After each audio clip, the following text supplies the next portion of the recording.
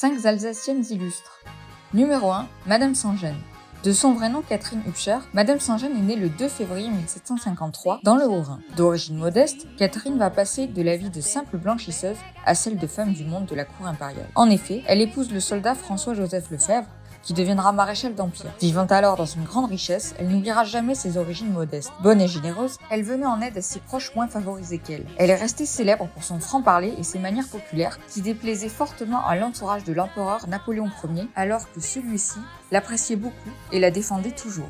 Numéro 2. Marie Tussaud. Née le 1er décembre 1761 à Strasbourg, Marie Tussaud est une sculptrice française. C'est pendant la Révolution française qu'elle réalise une grande partie de ses plus célèbres portraits, dont Napoléon, Marat ou encore Robespierre. Elle s'exilera en Grande-Bretagne où elle ouvrira à 74 ans l'incontournable musée de cire. De nos jours, le musée de cire de Madame Tussaud est devenu un incontournable lieu touristique de Londres et il existe au total 24 musées Tussaud dans le monde. Numéro 3. Marie-Antoinette Lix. Née le 31 mai 1939 à Colmar, Marie-Antoinette Lix est élevée comme un garçon par son père qui lui apprendra l'équitation et le maniement des armes. À 17 ans, elle devient préceptrice chez des nobles polonais. La Pologne, qui se soulève rapidement contre le tsar de Russie. Lorsqu'elle a l'info d'une embuscade contre les insurgés polonais, elle enfile un uniforme, se faufile de nuit entre les lignes ennemies, retourne la situation, charge à cheval avec ses congénères. Au général polonais blessé qui désire connaître le jeune homme qui fut son sauveur, Marie-Antoinette Lix se présente sous le nom de Michel le Sombre. Elle exfiltre la famille dont elle s'occupait hors de Pologne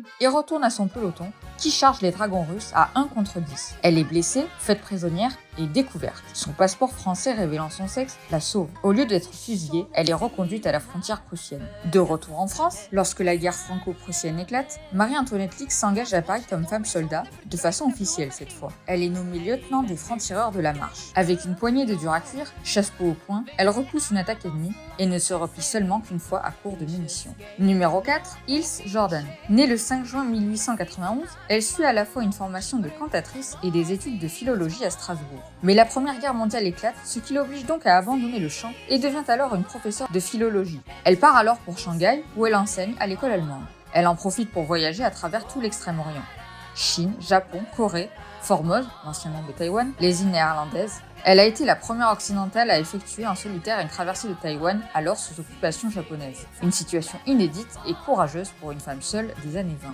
Et enfin, numéro 5, Adélaïde Oval. Née le 1er janvier 1906 dans une famille protestante, Adélaïde est une médecin psychiatre rescapée des camps de concentration. En 1942, elle prend la défense d'une famille juive maltraitée par un soldat allemand. Les Allemands lui disent alors « Puisque vous défendez les Juifs, vous partagerez leur sort ». Elle finit par être déportée à Auschwitz en 1943, où sa qualité de médecin est reconnue. Oval s'abstient de rendre compte de l'état de santé des prisonnières, leur évitant ainsi une mort immédiate certaine. Au péril de sa vie, elle refuse de participer aux expériences médicales criminelles pratiquées par les médecins nazis, notamment la stérilisation forcée de femmes par introduction dans l'utérus d'un liquide caustique. Elle voit la libération du camp en avril 1945. Mais il reste avec Marie-Claude Vaillant-Couturier afin de s'occuper des malades qui ne peuvent être immédiatement transportés. En 1945, elle est décorée de la Légion d'honneur et, en 1965, elle sera l'une des premières à être reconnue juste parmi les nations. Nous aurions aussi pu parler de Sainte Odile, patronne de l'Alsace, Mélanie de Pourtalès, reine de Paris sous le Second Empire, Christine Ferber, célèbre pâtissière, chocolatière et confiturière, Katia Kraft, volcanologue, Anne Kuhn, gymnaste olympique. Si ce top vous a plu, elles feront l'objet d'une prochaine vidéo. N'hésitez pas à liker et à vous abonner.